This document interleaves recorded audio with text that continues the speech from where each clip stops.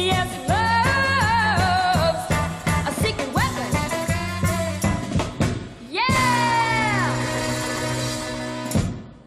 Hi, I'm Donna And I'm Dr. Adam Geraci. and you are listening to Love's a Secret Weapon podcast. Music, music, music, and a little TV show called Shindig. Welcome back to part 3 of Donna's reading of chapter 7, Wishin' and Hopin'. Shindig personifies music. Music of every genre that gave birth to rock and roll. That is, if you take a little blues, add a lot of soul, then a solid dose of youthful inspiration and a big dash of rebellion, and voila, rock and roll and Shindig. Then wrap it all up with an English twist that producer Jack Good used to stir it up and America woke up to the greatest cultural experience. So get ready to rock out as Donna takes you on stage and backstage at Shindig. Ladies and gentlemen, I'm a humble man named Jack Good. I'm also the producer of Shindig. I thought it might amuse you to know that the Beatles are coming! The British invaded the same stage with the artists from the USA. Jack Good featured everyone from the Supremes to Aretha Franklin, Marvin Gaye to Tina Turner, Beach Boys to Stevie Winwood's first band, the Spencer Davis Group. The stage was set with risers for dancers to do their go-go choreography designed by Andre Tailleur and his assistant Tony Basil, who would go on to create her video sensation.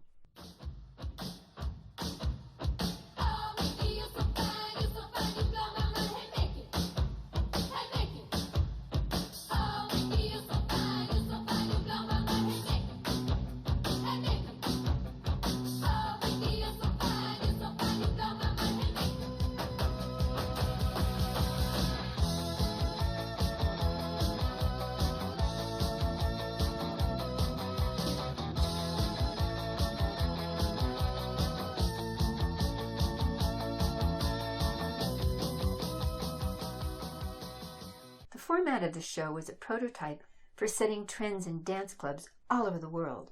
Those boots weren't only made for walking. Those infamous go-go boots, usually white, were made for the mashed potato and the pony too. A new breed of music makers were on the scene with long hair and tight pants. Paul McCartney and John Lennon sang "I Want to Hold Your Hand," which sounded sexier than Great Balls of Fire. Mick Jagger was singing "I Can't Get No Satisfaction" with such a sneer on his lips. A nasty side of his life was blasting the already controversial rock and roll genre. A highlight of mine was being on the show with the Rolling Stones and Marianne Faithfull. Jack Good drove his white Rolls Royce on the stage for Mick Jagger to sing "Spider to a Fly." I thought Annette was endowed until I saw Marianne Faithfull. She walked on stage wearing an Empire Liberty print dress, smashing her very healthy bustline, and how innocent she looked in her schoolgirl leggings and long bangs fluttering into her eyelashes. If I only knew at the time that she and Mick were an item.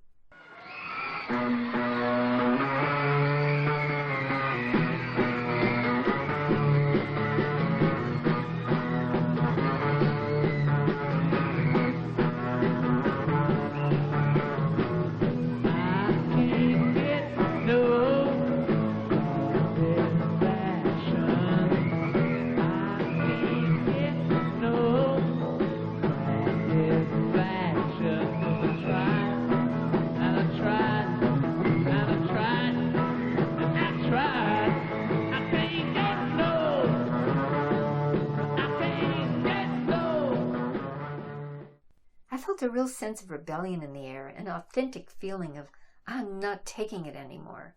The fact is that it was a multifaceted effect coming from Detroit's Motown sound, LA's Mamas and Papas and Beach Boys, the Brill Building in New York, Muscle Shoals, plus now the Isle across the sea.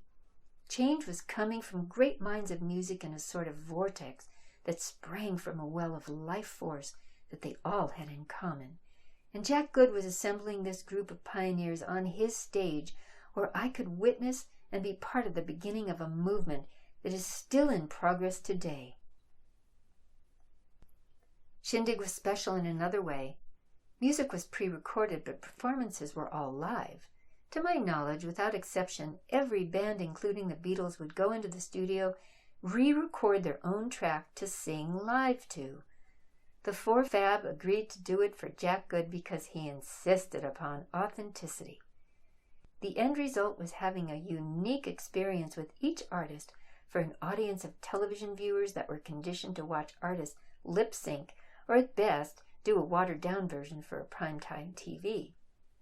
For performers like myself, Bobby Sherman, and the Righteous Brothers, who didn't have their own band, the house band would pre-record the track and then we would perform live.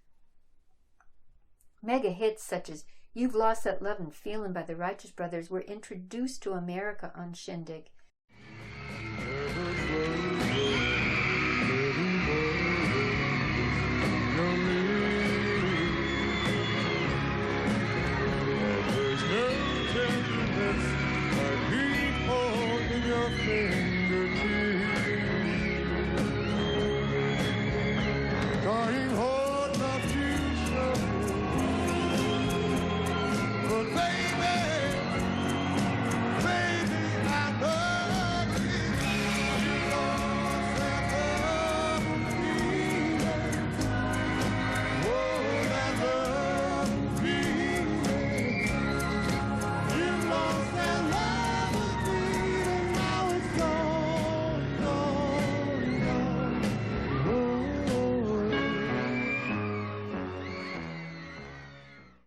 Bill Medley and Bobby Hatfield were known to me as the blue-eyed soul singers who sang songs like Little Love of Mine and Little Latin Loopy Loo.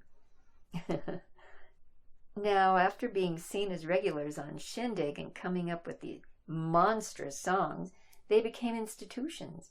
It all started on the lot of Prospect and Talmadge. Rehearsing and filming for Shindig kept me very busy, and I was still filming for movies like Pajama Party or new Dr. Pepper commercials. In between, I was continuously doing local TV promotion. Acts like the Righteous Brothers and Sonny and Cher were doing these too. We were all promoting our records in L.A. on shows like Hollywood A Go-Go with Sam Riddle, and The Lloyd Thaxton Show, an American Bandstand when Dick Clark moved from Philly to L.A. He even had a show called Where the Action Is. One of the several times that I appeared on Sam Riddle's show, I met Neil Diamond for the first time. He was shy and demure when he met me. Wearing a green army jacket, he was promoting Solitary Man. I loved that record and was excited that he was there, even though he acted more excited to see me. Back on Shindig, Jack Good the Innovator cast Marvin Gaye and Tina Turner in a special edition of the show called Shindig Plays. The format of the show I would loosely put in the genre of rock and roll opera, the precursor to the first rock opera Tommy. The Wellingtons open by singing The Game of Love, which sets the tone for the theme of the show. Tina Turner starts by singing to Marvin Gaye, I Need Money. He comes back to her with I'll Be Doggone, with her edgy reply of That'll Be the Day. Wait a minute, let me tell you a little something about the money, honey. All right. Well, I'd be doggone if I wouldn't work all day, baby. And I'd be doggone if I wouldn't bring you my pay, baby. But if I ever caught you running around, throwing my money all over this town, then I wouldn't be doggone. Hey, hey, I'd be long gone, long gone. I wouldn't be doggone, baby. I'd be long gone, I'd be long gone. Hey, hey, hey. Now did you hear me? I want to tell you about this. Well, now what I say? What I say? I want some money that a lot of money. I want some money that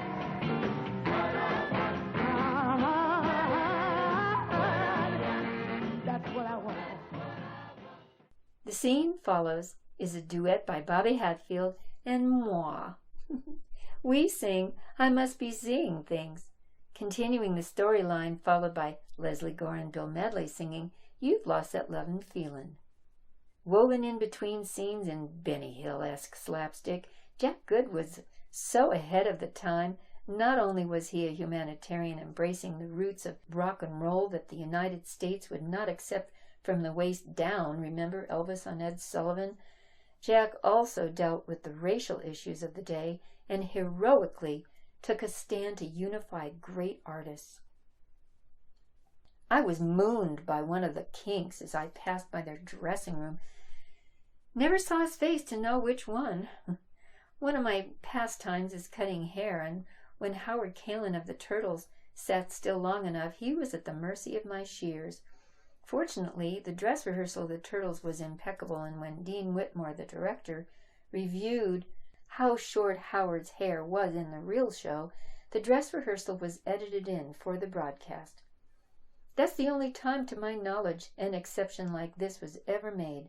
Sometimes I would get my hair washed in the makeup room and sit next to Cher while she was getting her hair washed too. For her, they'd have to move her chair out about 3 feet to accommodate the length of her hair. My agent, John Hartman from the William Morris Agency, would hang out in my private dressing room sometimes. My dad gave us some freedom to be alone, based on our professional relationship. What was going on behind closed doors was not professional. We made out before it was time for makeup and hair. He actually asked me to marry him and would get me flushed by touching my back in a certain way. My friend Janice was backstage with me when her school schedule permitted. She'd roam the hallways and run back to my dressing room while I was preparing for the show to tell me her starstruck stories of who she just saw and oh my God, blah, blah, blah. You know, girl stuff. Here I am, gluing my second layer of false eyelashes, and she's giggling over Bobby Sherman. Good stuff.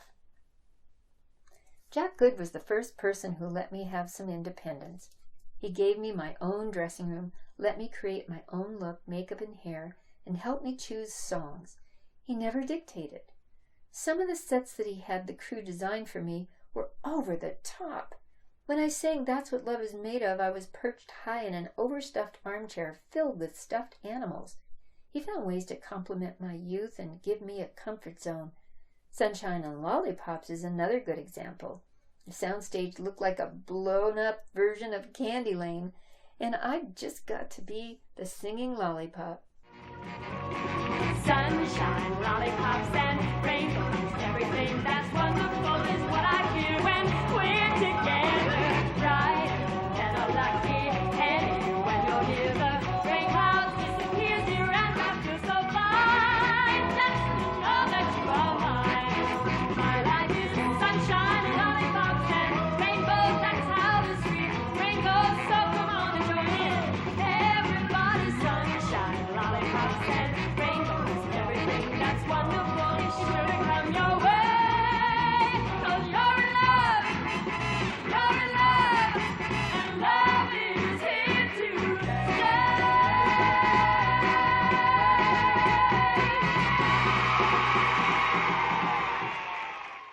On a more serious note, Grecian pillars surrounded me while I sang The Way of Love in a full-length gown that I made. I recall singing Heebie-Jeebies, which was really challenging as well as rewarding. I was reminded of this song when I went to see my son Joey play with his friend Smokey Hormel at McCabe's in West L.A. Smokey performed that song to perfection, paying tribute to the 1926 recording Louis Armstrong made. Some people in the industry acknowledge this as the first improvised vocal recorded. An auspicious occasion arose the day Ray Charles starred. Billy Preston, the great organist who played with the Beatles, and Bill Medley were rehearsing a song. Ray Charles sat in the audience with his 2 bodyguards. Bill and Billy came to the edge of the stage and called to Ray. "Come up here," they said. "We have something to show you." Of course, any comment that included a visual put a smile on R.C.'s face. What I was about to see is forever embedded in my memory. From the middle of the audience, Ray's 2 bodyguards took him by the arm while his body lay limp as they virtually dragged him down the aisle. I could see his toes grazing the floor. Of course, his bodyguards lifted him high enough so that his body didn't literally drag. I'm just giving you a visual of a man who, at the time, had to be carried onto the stage. As soon as he arrived at the piano, both Bills were surrounding Mr. Charles. He took his place at the piano bench and sat erect. I had been around little Stevie Wonder on the set of Muscle Beach Party, so being around a blind person was a comfortable experience. Little Stevie needed help navigating his way through an area, but maintained a graceful posture while being guided. The vision of Ray Charles limp in the arms of his bodyguards is very disturbing. When at last he took command over his body, I was relieved. What ensued was even better. An organ was rolled over next to the piano. Billy Preston began playing a familiar tune, while Bill Medley chimed in singing Georgia. In his own inimitable way, Ray Charles swayed back and forth as the two Bills serenaded him. The smile, the joy emanating from the trio was enough to lift me to the proverbial cloud 9. I'm still floating. Georgia,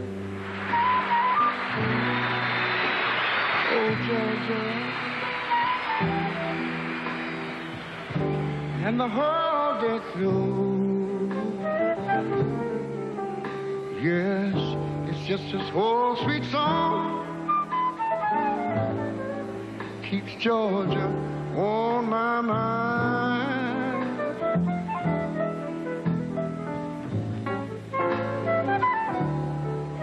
I said, Georgia, no,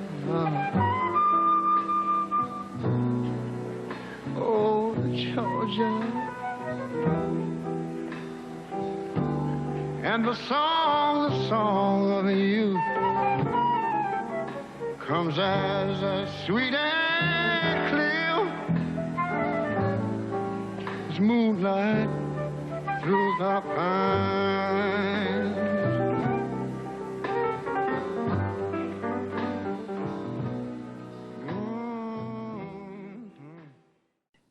Let's talk a little bit about your preparation for your audition for Jack Good and ABC. How did you approach it, Donna? You know, thanks for asking, Adam, darling. It was kind of an unusual morning for me. It just felt, I had a very heartfelt relationship with Jack Good and the people at Shindig. It was not like calculated, there was nothing intellectual. And I think my intuition just kicked in and said, hey, wait a minute. Your status quo of preparing to look very professional and going in not just as a teenager, even though obviously I was, but as I approached it that way, I thought of a skirt that I had made, and it was actually a school project, not a personal project, to make this plaid skirt that matching up the plaids in the seams was a big challenge for me. And because it was a circular skirt, it wasn't like a pencil skirt, it's like straight seams. So I was very proud of, that I was able to do that. And I literally didn't wear it I don't think I wore it much to school, but I kind of saved it. And then, that felt like school to me. I was just going to present myself as a student rather than, a career woman. And so I was going to a private school that I rarely attended because I was usually on the road for Dr. Pepper. But I was going to school that day and getting ready for the audition. Maury, my dad, had to drive me into Hollywood where it was, where the school was, and then pick me up for the audition. And when he dropped me off at school, apparently he didn't really object to the way that I looked, and he didn't ask questions. But when he picked me up to go to the audition is when he kind of realized that I wasn't fitting the image that he normally expected. Yeah, isn't that interesting? He didn't notice it when you went there, but as soon as he knew it was work time, it's like, this ain't great. Yeah. And part of it, I guess, is, his sense of wanting to succeed and keep the momentum, and any sense of failure would be devastating. He didn't, because obviously this was new in my career, being part of Shindig. It was just maybe with not even, maybe a year into my Dr. Pepper contract. Yeah. So he rarely reacted to me, because I usually conformed, but this day he reacted, and he showed anger, and something in me decided, I don't know, it's kind of like having a hearing aid, just tune him out. I just didn't want to get upset. I didn't want to exert any energy. I don't know. Again, and I'm so glad that I made that choice and just drove from this school on Highland and Franklin, which is pretty much across the street from the Hollywood Bowl, to Prospect and Talmadge, which is pretty far in the east part of Hollywood. And so, I don't know, 10 or 15 minutes of driving in silence with him kind of, simmering, Yes, you know what's going on. Yeah, absolutely. And also, as I've maybe explained with you, that the parenting role of my, that my mother and father chose to do was literally reversed, when I became the provider of the family, and I really had to take on their emotion, and maybe they reverted back to some inadequacies or insecurities that they felt in their lifetime, and so I just had to cope with that as well. And when I arrived at ABC Studios and met Jack Good, who did I meet first? Bobby Sherman, and Bobby confiding in me. I mean, he literally whispered in my ear, "How old are you? And how old do you think I am?" And I mean, I never met this person. I was just sitting next to him waiting to audition. And then he tells me, "Well, I'm really 21, but I'm telling them I'm 18. Yeah. You were probably one of the few people who didn't have to lie about your age on anything, because you were, if anything, you probably would have added a couple of years. I did whatever my parents told me to get the job. So unfortunately, that's one thing that really left a scar, because who the heck wants to be lied to and then be told to lie, and then it's just not a healthy way to live. But then meeting Jack Good, it's just almost like the energy was so high spirited, and there was so much love in the room that it just went along swimmingly. And when he included, he asked me what I like to sing and who I like to listen to. That wasn't really, my usual experience with a producer or a director asking me my opinion. Usually, you have a script, or you have, something that's scripted, even if it's music, and you kind of stick to that, and then you follow the producer and the director. So being included and having that democratic approach of asking me my opinion and what I like was so liberating. And of course, that's why I revere Jack Good to the height that I do, because he was so unusual in that way. And it almost sounds like, I think he was trying to find the best fit for everyone who was going to be on the show, find the best fit, the best, not persona per se, but just what would fit the best in terms of music and in terms of the types of image. And I guess it also came from, as we've spoken about and as you spoke about in the reading, that, he was a fan of music. He was an aficionado of music as well. So he was so steeped in so many of these sounds, whether it be what was coming out of America, what was coming out of his native England. And, I think, him and his co-producer, David Mallet, who we are actually going to have a conversation with, or you're going to have a conversation with in our next episode. I think they both just loved music so much. They were so steeped in it. And so seeing what would be the best fit for you and for other people was the way he approached it. Because you see there's some old sort of clips of Jack Good, and he's this very sort of jolly man, sort of promoting Shindig or being on a part of the show. Was that kind of his how he was? That was his persona? Totally. He was totally genuine. But may I add also what I think, he was on the West Coast when the Beach Boys were just breaking. And, we had the California sound with a little bit later, the Mamas and the Papas and the Turtles and the Beach Boys. Then you had the East Coast sound, which came in sooner. And then you had the Philly sound, that was quite early, and the doo-wop sounds, and those were more East Coast. So Jack Good coming to the West Coast and tapping into, me, Bobby Sherman, Glen Campbell, the Righteous Brothers, Darlene Love, James Burton, Leon Russell. He tapped into all of us as we were just coming into our own. And he literally provided us with a venue, to introduce us as we rose to the next level, especially when Glen Campbell came up with By the Time I Get to Phoenix. That was his first big hit. You've Lost That Lovin' Feelin', the Righteous Brothers, monumental hit, and all of these artists had really not reached the notoriety, beforehand.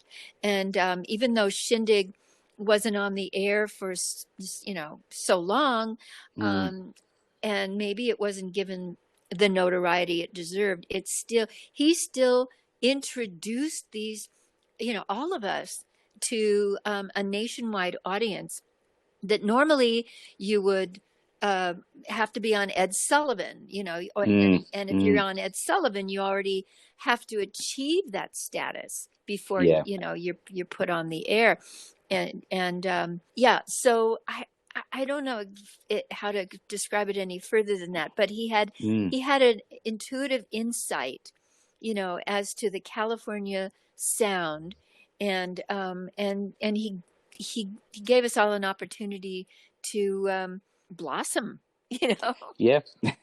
And that's the thing, isn't it, that you talk about what he gave you also was some independence, or at least some ability to be part of the conversation and the dialogue. And I guess also what sort of strikes me is that when you talk about who's on the set, people like Glen Campbell and James Burton and all of those sorts of people, that there probably was a version of it being a bit familiar to you, because you'd worked with a range of these people, over the previous few years before they all sort of, congregated on the Shindig set. Absolutely. Well, I met James when I was 8 years old, because we used to be on a radio show together that was broadcast, and that was also in, the southern part of California.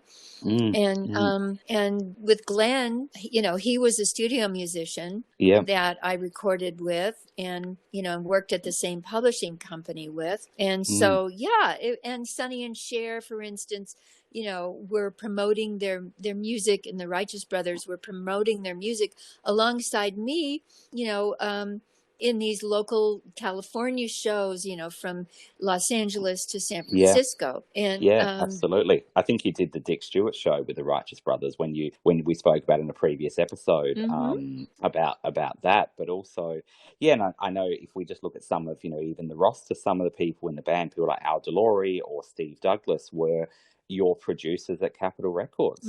I know. It was a tight-knit group, even though it didn't feel preferential.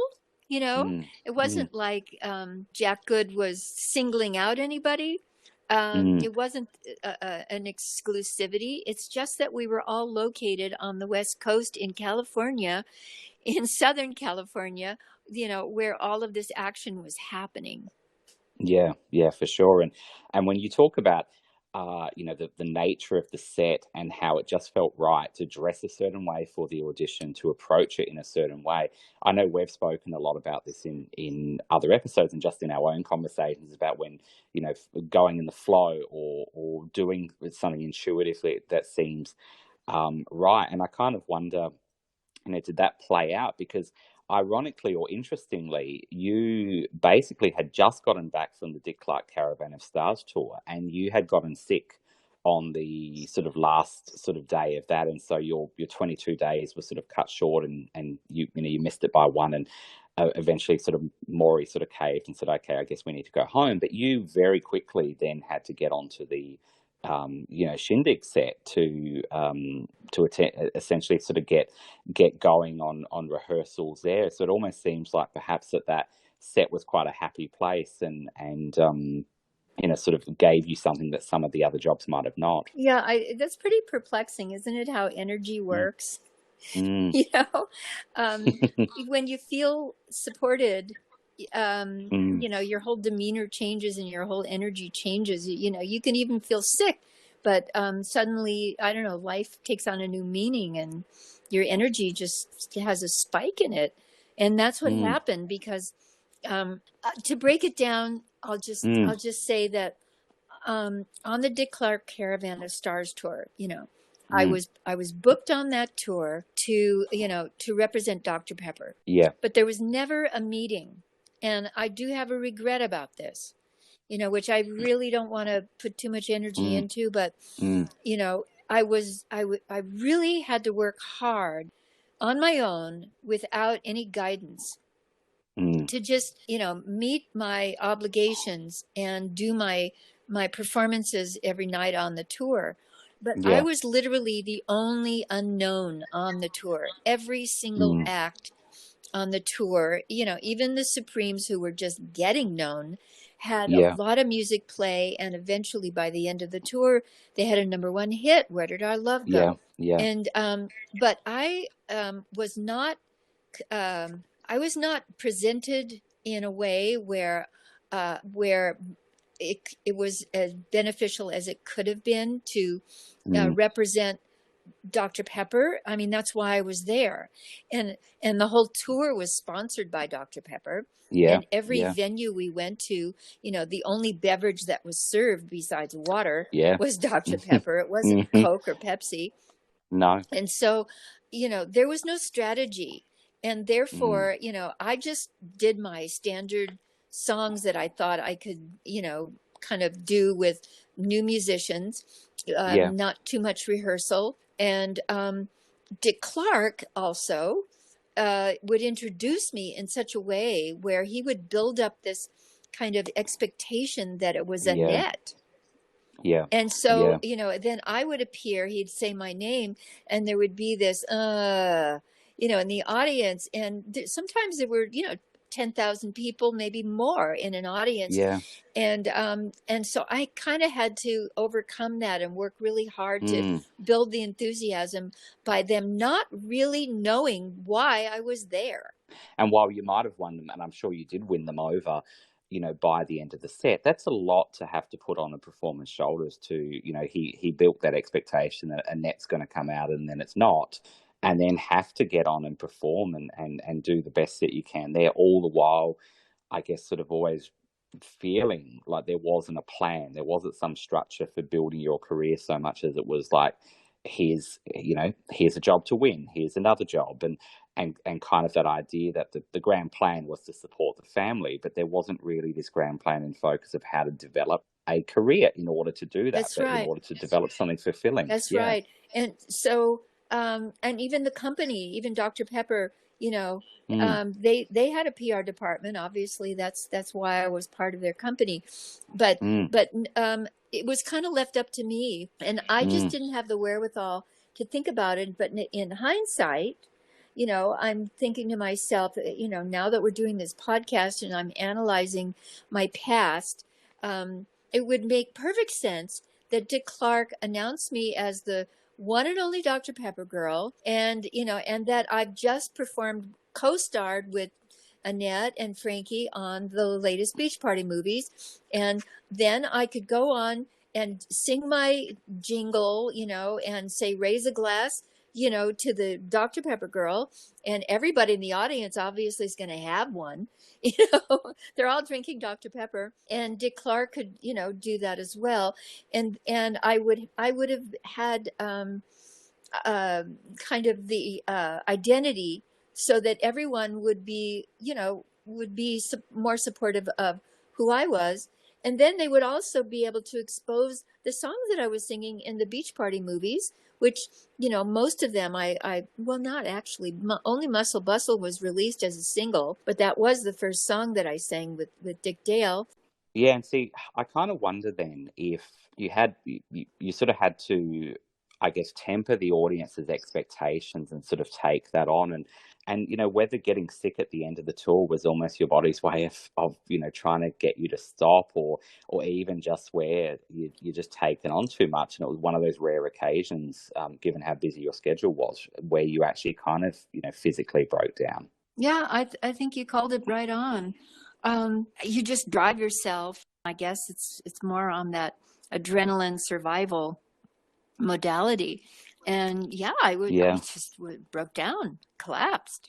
And I mean, I was only 16 years old. I mean, I should have had more energy than that. But I think just coming up against all those obstacles, is exhausting. It's I guess it's like an athlete, a young athlete being trained incorrectly, and you just keep trying, but eventually you break down a little bit until you readjust.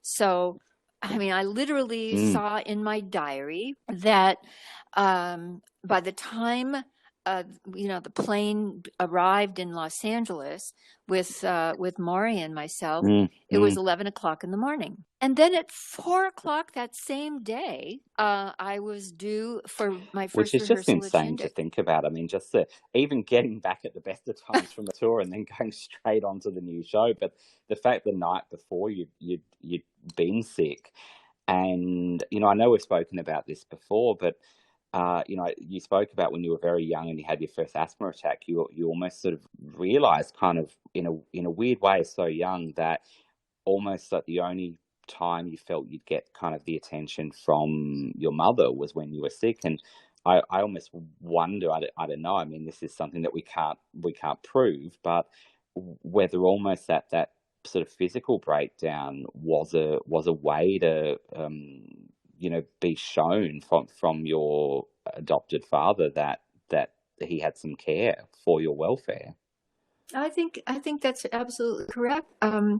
Everybody needs attention, and everybody needs. If you feel ignored or neglected, you'll either act out positively or somehow negatively. And sure, consciously I did not do that, but unconsciously, I'm sure that I was waiting to see if this man who was my guardian, who was my parent, actually was concerned for my welfare and didn't think of me as just a machine, just keep going.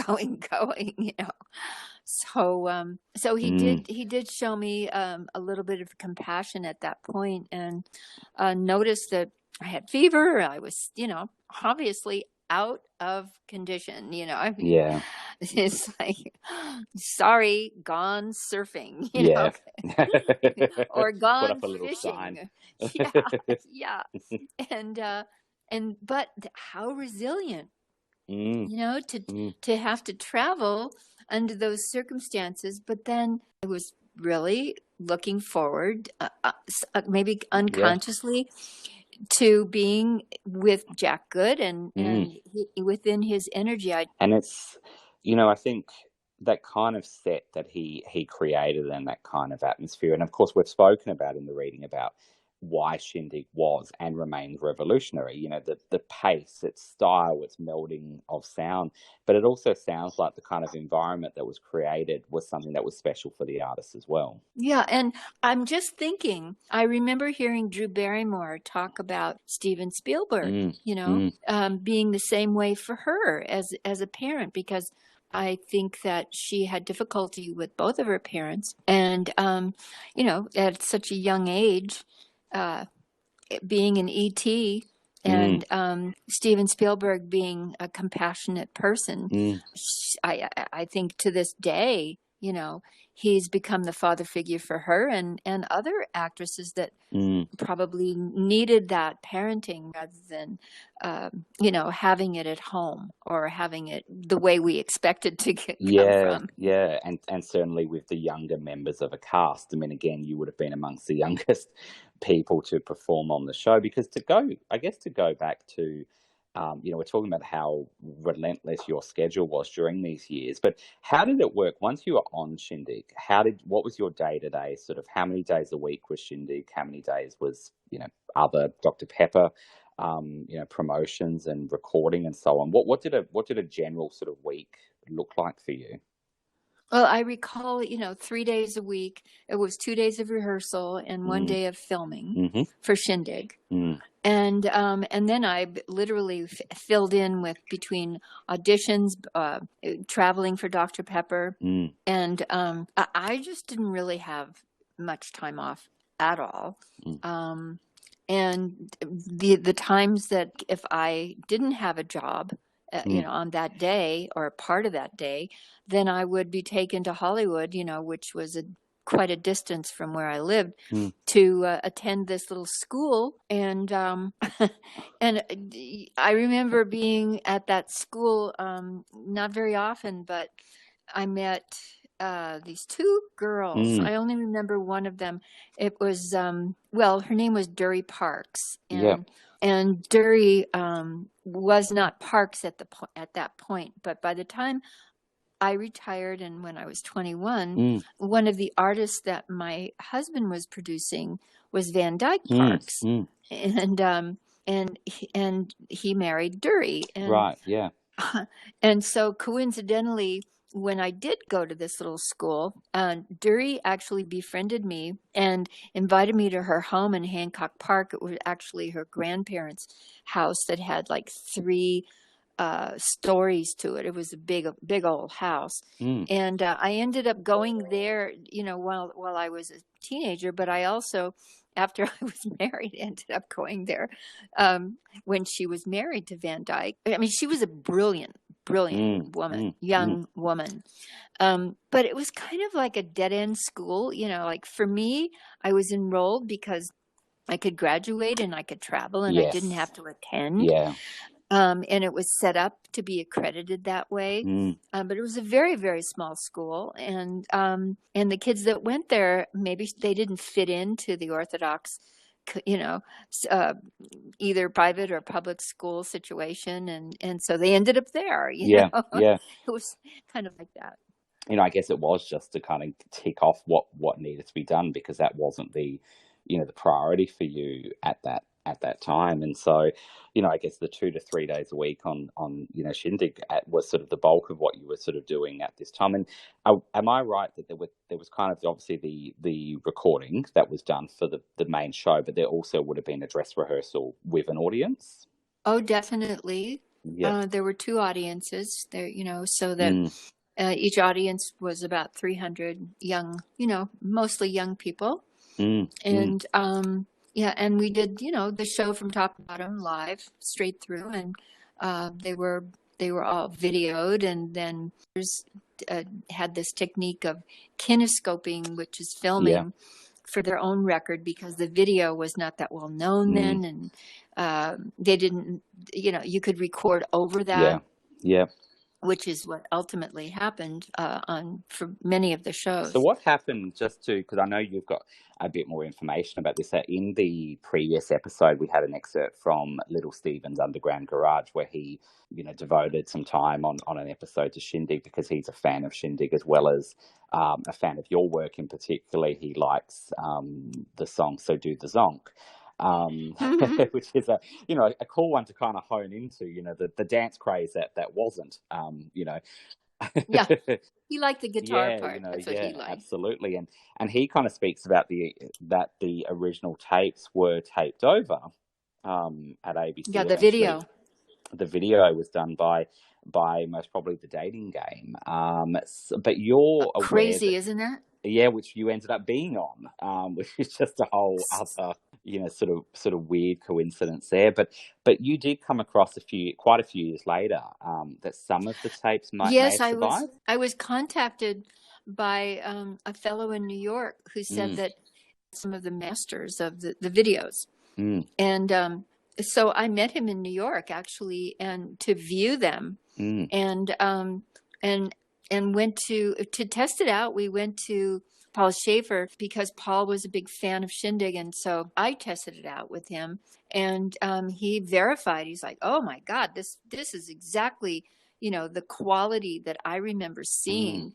In black and white on a small television, and the sound and everything. And then if you go on YouTube, you'll see that what is mostly representing Shindig came from the kinescopes, which if you're aware of, for instance, downloading a tune and then transferring it to an MP3, each time you change it, it loses a generation of sound. And so the original video that I have a few copies of some of the performances that this man made for me, and they are seen on my channel on YouTube, as well as maybe a few clips on my website. So you can see the original quality, and it was just by chance that he discovered these, and also with the Rock and Roll Hall of Fame got wind of him. And so whenever they had an award show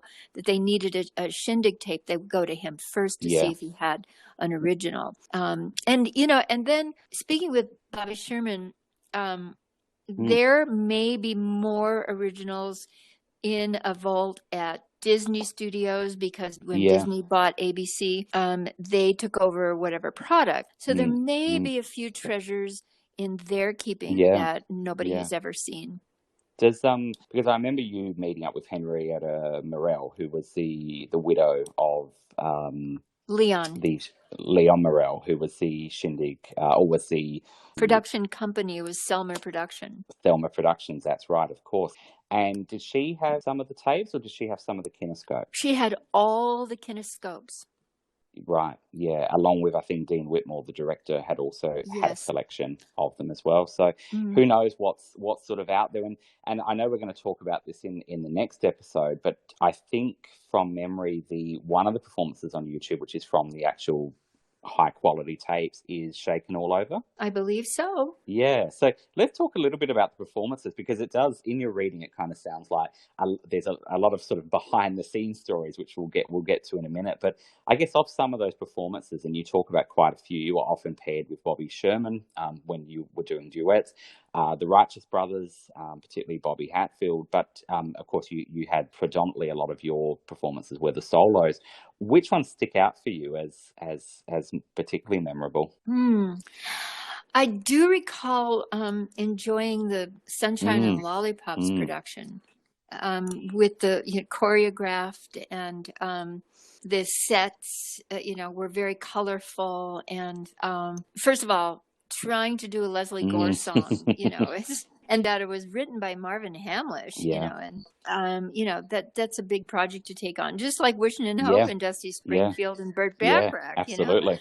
No slouch. So and that particular dress that I wore was supplied to me. I didn't make it, and that was cool, because whenever I needed to supplement and something fit me, it was just fun. It was a variation.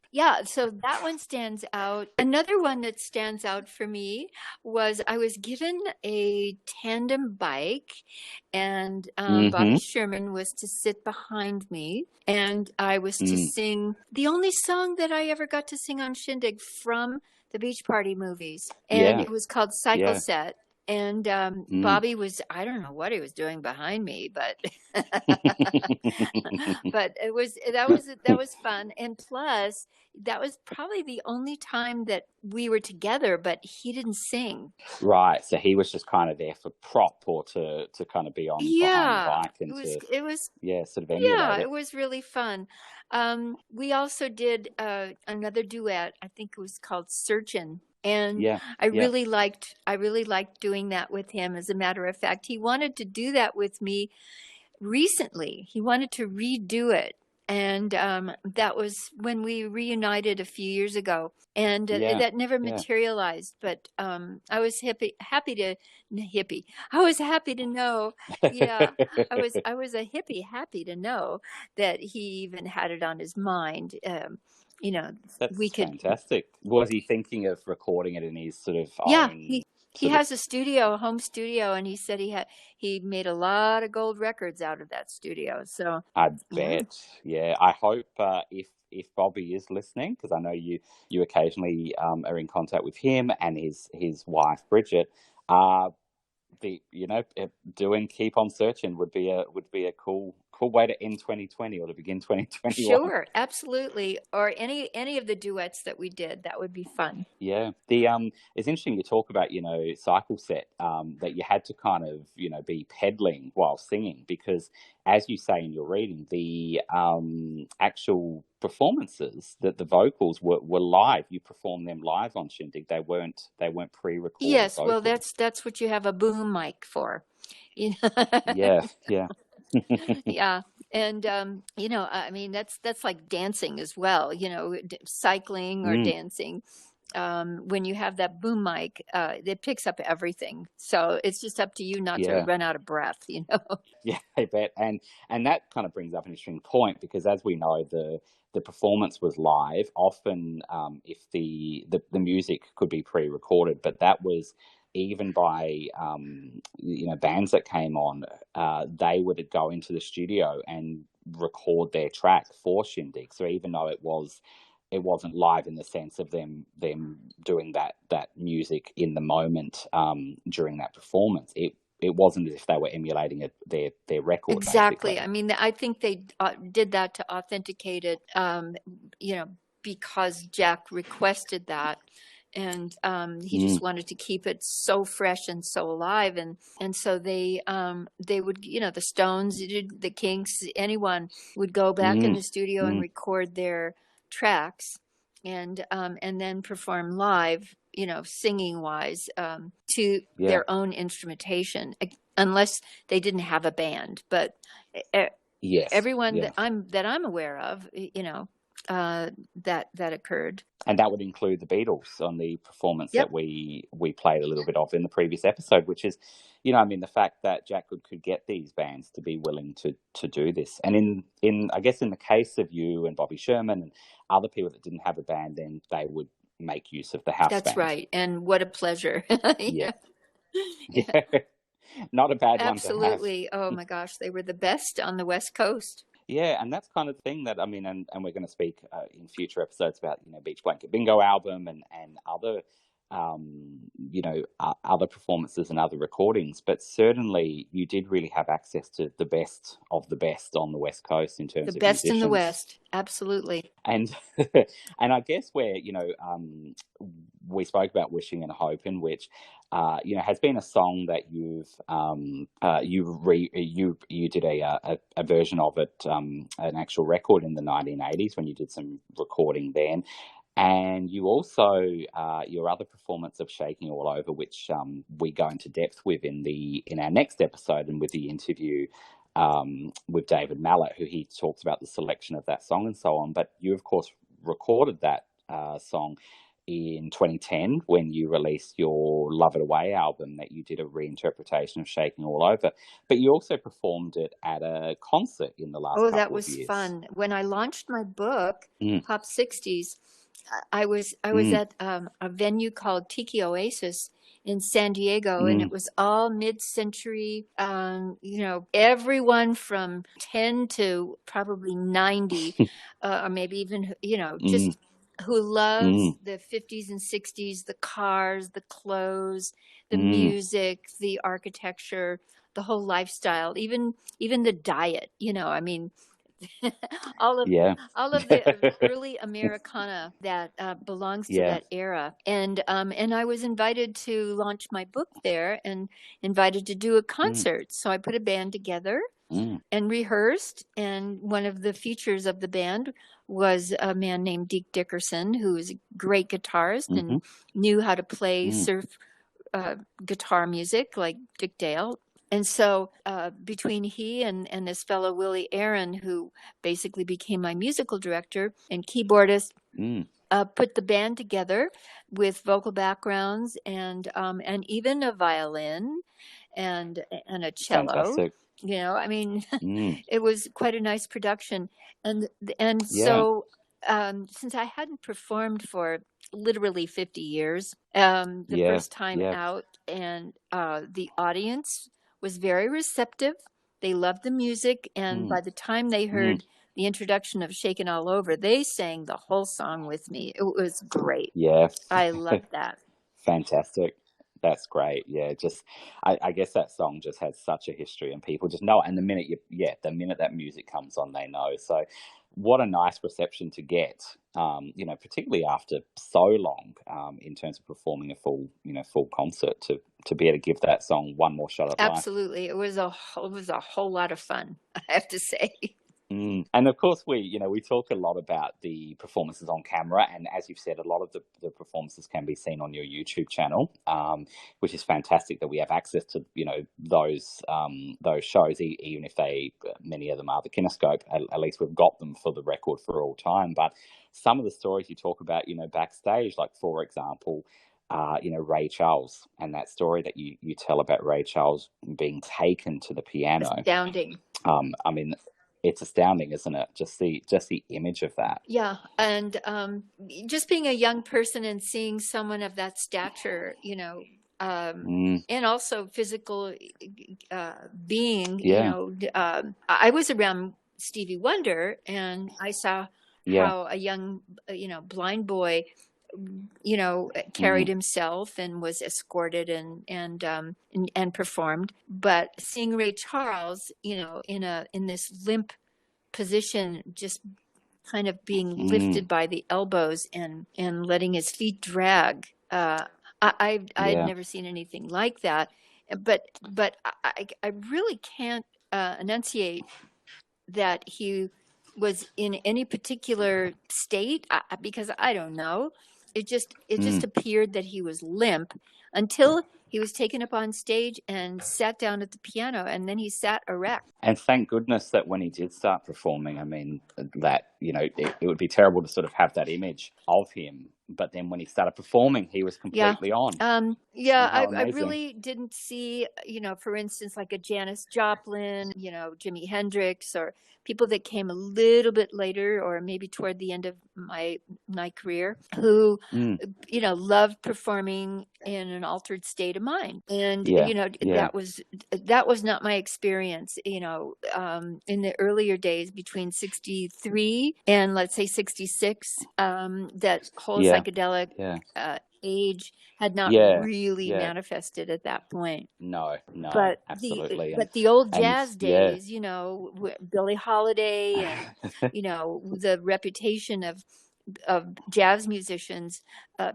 Miles Davis, being involved in really hardcore drugs and performing, under that influence and making masterpieces, which, we all love and adore and praise.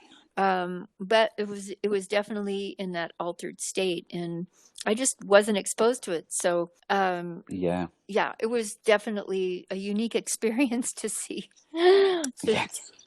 I can imagine.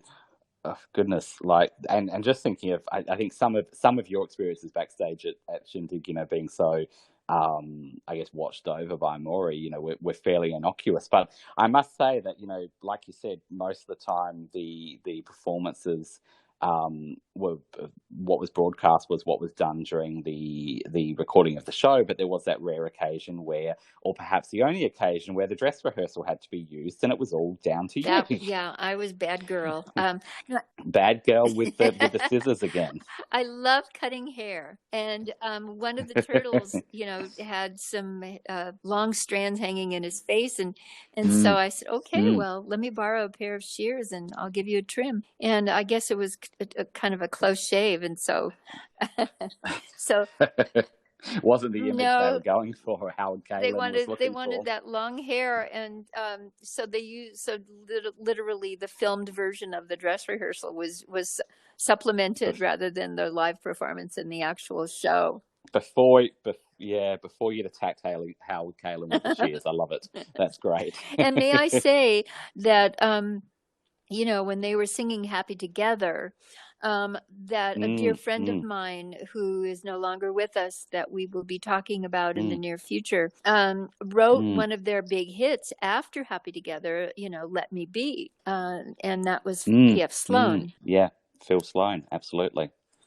Who we are going to profile in a future episode, having your history with him, but also your husband Jared's long history and friendship with Phil. So I look forward to that. But yeah, I mean, what songs the Turtles just think of Happy Together, and I mean, probably one of the ultimate sort of pop songs of that time. I mean, just brilliant. By the by, but we have in our next episode, we have a few other stories which we will leave for that episode, but including, and I just want to preempt this for our audience, including an Elvis story. Okay. But I don't know what else to say, because I don't want to give up so they're going to have to just listen, and then they can and then we can bring it up in a future episode. But yeah, you of course have an Elvis episode.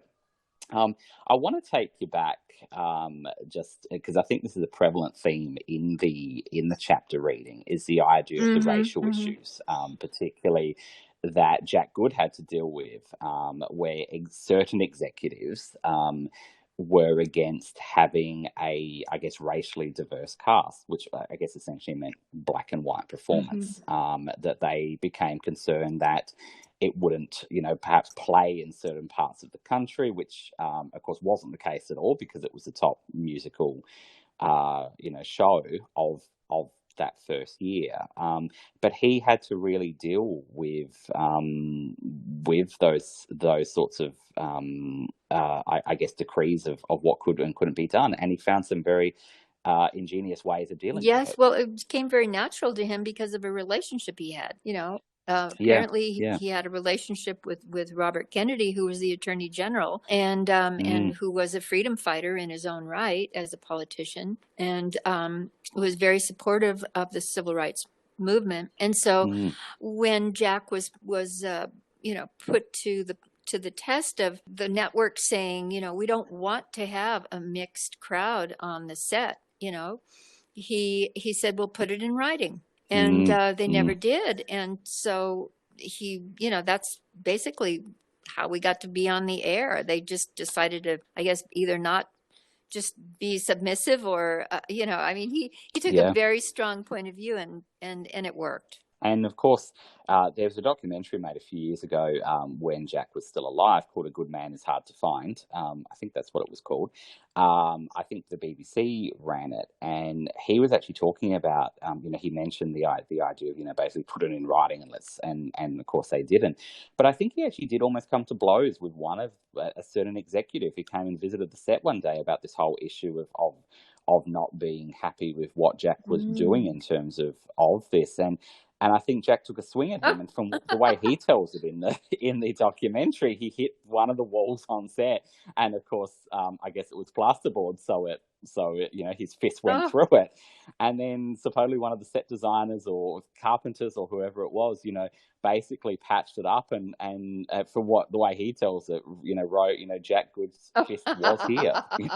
So, he did it with words, but he also did it in other ways, and thank God he did. And I know in your interview with David Mallet, he sort of speaks about the difference between what they had experienced in England in terms of the racial situation and then coming to America and having this very different situation of where they did have to go up against this whole attitude of, you can't do that. You can't have this many black artists. For both of them, it was a real Yes, shock. and when you think about, the premiere show was starring Sam Cooke. Yeah. And when you Yeah. listen to his song, Change is Gonna Come, or Chain Gang, he was telling those stories. Marvin Gaye came a little bit later. They were bold, and they were telling those stories.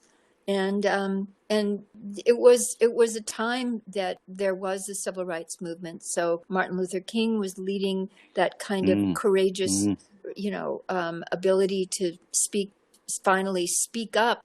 And of course, it was very, very difficult, and it still is. And it's a pervasive issue. And when you think about it, what I keep hearing is just like when in America, after World War II, the Japanese were put in internment camps, and then afterward, many years later, they were given reparation. And now the big talk is about giving reparations to former slaves or people that were born in, from slavery history, which is going to be pretty astounding. I mean, if that were to come about, Adam, can you imagine the healing on this planet? And that's the thing, and I would add one more. I would say, not only about slavery, but reparations toward the Native Americans. So America has a lot of healing to do. We planted the seeds many, many, many years ago. And those seeds lay dormant for too long, and they are back, rising through the ashes, and making their voices heard. And that's the thing, isn't it? And not to get too, because it's a whole other topic. But of course, in Australia, there's the same situation with the Aboriginal people of the awful, horrendous stuff that was done. And, people sometimes argue, go, well, I didn't do it. Why should I have to pay? It's not about that. It's about, it's about healing, and it's about not wanting a group of people to still be struggling from. I mean, it does stem from, I don't know where it started. I do believe that it started with a distorted ego at some point thousands of years ago, when this idea, the ego felt that, one was superior than another, and even the human race was superior to the animals and to our resources on the planet, and and we're paying a very high price for it, and hopefully humans will realize it in time, because time's running out, and that basically the whole concept is that we are all one. The trees, the rocks, the Beatles, and I'm not talking about the guys from England, John Paul, Ringo, but them included. We really are all, a part of creation, and that sense of equality that the Dalai Lama talks about. The sense of equanimity, that the idea of the me kind of generation that the 20th century brought forth. Evolving into a collective consciousness, and I think that just the messages that came out in the '60s with artists like Sam Cooke and Marvin Gaye, really, I mean, those songs hold up. And of course, Bob Dylan, who never was on Shindig, but these are the voices that are still prominent, whether they're alive or not. The messages are loud and clear. And it's just taken a lot. Who knows? Timing is very weird. And maybe, as we've said, I think it was Brian Hyland who said the stars were aligned for him. Well, hopefully the stars are aligned for this planet and for all life on this planet to, think more as we are all one, and that we're here to take care of each other, and one isn't better than another. And that's, when we talk about, of course, on Shindig, Jack Good had a lot of battles to fight, and eventually he left because he just thought, no, that's it, what he was trying to do. And, there was obviously the racial issue. There was also just the issues of, I think, that executive did not get how ahead of its time it was, and how, like little Stephen said, how essentially what was being done on MTV in the 80s had kind of been done on Shindig in the 60s. And so he kind of, Jack Good kept working for a little while, but eventually completely sort of turned and ended up living in New Mexico, and he kind of took up painting, I guess religious icons, iconography, you know, in a little That's chapel right. in New Mexico. That's right. I think he did that for about 10 years until he moved back to England and lived with his son on a farm. And you had a chance, because you speak a lot in interviews, you speak a lot on this show, just about what Shindig meant to you and how important it was to you, but also how important Jack Good was. And you did have a chance to reconnect with him before he passed so away. beautiful. A few years back. Yes, he was so precious. I was hoping to promote my book, and he, you know, because he did a little dedication for my book, and I was hoping to eventually go to England and, you know, and see him, but unfortunately he passed away, and so that never happened. But it was so wonderful to connect with him, and for me to ask the question, you know, why did you choose me to be part of the cast? And his answer was that he felt he had a spiritual connection with me. Isn't that fantastic? And like you've said before, you know, that what you've learned since, you know, you might have not had the words for it back then, but sometimes people just know. And, you know, when people are in tune with each other, it makes beautiful television and beautiful music. I tell you, this is a little off the subject, but the other day when you say, you know, that, you know, the great, I guess, psychiatrist and Carl Jung, philosopher, when asked the question, you know, do you believe in God? He said, believe? I know. And wow, we've run the full gamut today, from A to Z, and I've really enjoyed it. I hope our audience has, because I think, and of course we've got, after this part, there's one more part where we wrap up sort of the main discussion of Shindig and our interview with David Mallet, which is a really cool I think gift to listen to, because he's, you know, of course, after Shindig has become so accomplished in the music video industry area. But, you know, there's a lot of love for Shindig out there. A lot of people remember it fondly. And for a show that only went for, what was it, 18 months, I think it ultimately was, or it burnt very brightly, it burnt quickly, but it's very fondly remembered for what it meant to the audience, as well as what it meant to the people on it. Yes, it documented a time and a series of people that didn't live very long. I mean, many people were lost in a very short time. I think, for instance, Sam Cooke, I think he performed on Shindig in September of 1964, and by December he was shot and killed.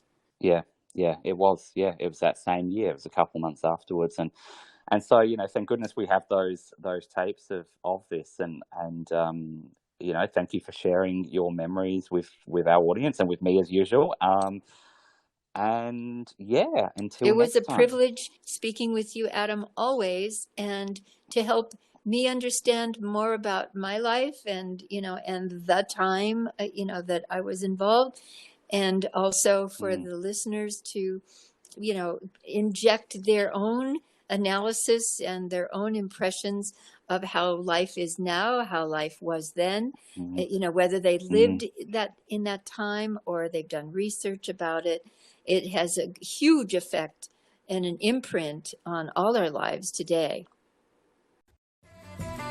Yes,